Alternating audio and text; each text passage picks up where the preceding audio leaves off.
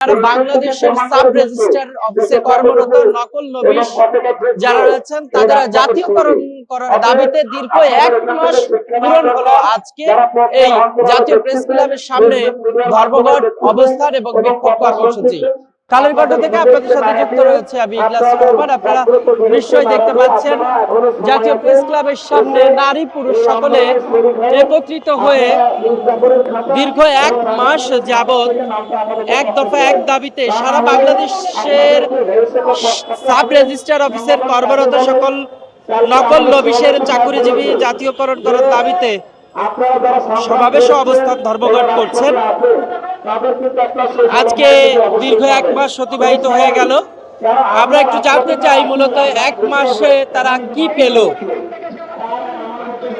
আপনারা দীর্ঘ 1 মাস যাবত অবস্থান গ্রহণ করেছেন, এখন এই 1 মাসে কি ধরনের সিগন্যাল এসেছে? কোন ধরনের গ্রিন সিগন্যাল এসেছে কিনা?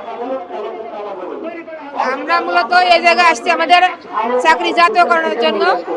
আমরা 30 দিন যাবত অবস্থান করছি। আমাদের একটাই দাবি, আমাদের চাকরি জাতীয়করণ। আমরা কাজ করি স্থায়ী, আমরা অস্থায়ী আছি।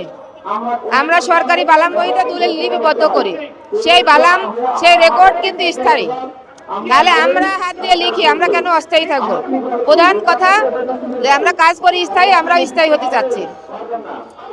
আমরা 30 দিন যাবত আন্দোলন করছি। আমাদের হচ্ছে মৌখিকভাবে আইন উপদেষ্টা, মূলত আমাদের সাব রেজিস্ট্রি অফিস আছে আইন মন্ত্রণালয়ের অধীনে। আমাদের সাব রেজিস্ট্রার আইন উপদেষ্টা Asif Nazrul sir, Nahid sir, IGR মহোদয় আমাদের মৌখিকভাবে মাইনে নিয়েছে আমাদের দাবিটা, কিন্তু আমরা মৌখিক কথায় ফিরবো না। এই কারণেই কিন্তু আমরা এই জাতীয় প্রেস ক্লাবে 30 দিন যাবত অবস্থান করছি।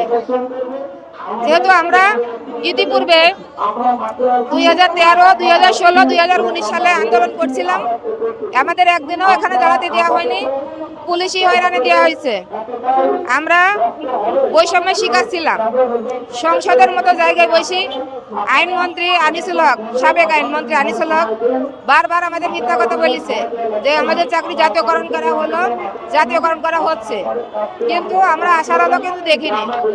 আমরা এখন মৌখিক কথাই না, আমরা কাগজ কলমে আমরা জাতীয়করণে ফিরতে চাচ্ছি। আমাদের সাব রেজিস্ট্রি অফিস আছে বাংলাদেশের 2য় রাজস্ব খাত। আমরা সরকারকে টাকা দিই।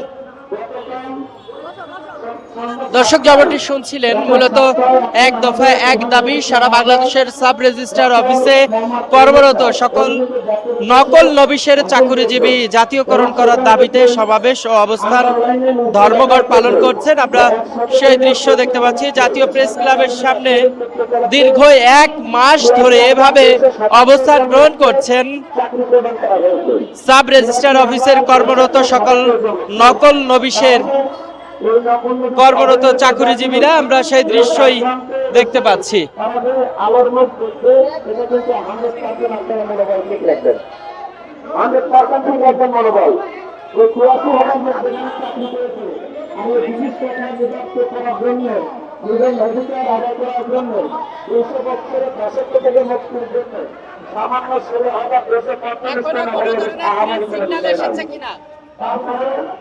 না, এখন পর্যন্ত আমাদের কোনো সিগন্যাল আসে নাই। শুধু আশ্বাসের ভিত্তিতে আমরা আজ 30 দিন পর্যন্ত আন্দোলন চালিয়ে যাচ্ছি। আজ পর্যন্ত আমাদের কোনো ব্যবস্থা নেওয়া হয়নি। তারা আমাদের কথা শুনতে পাচ্ছে না বিদায় আজ পর্যন্ত আমাদের কথা শুনতে পারেনি। হয়তোবা কখনো আর 2-1 দিনের মধ্যে যদি আমাদের কথা না শুনতে পারে, তাহলে আমরা বৃহত্তর আন্দোলনের আর ডাক দেব ইনশাল্লাহ। যেমনটি শুনছিলেন, যারা মূলত নকল নবিশের চাকরিজীবী রয়েছেন তারা এখানে উপস্থিত হয়ে এভাবে করে তারা তাদের যে দাবি দেওয়া সেটা তুলে ধরছেন।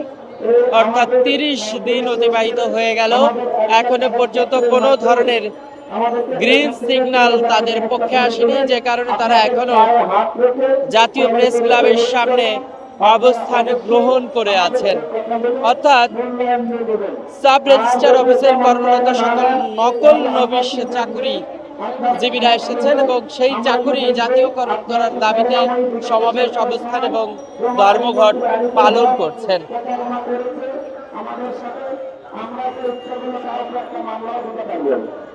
আমরা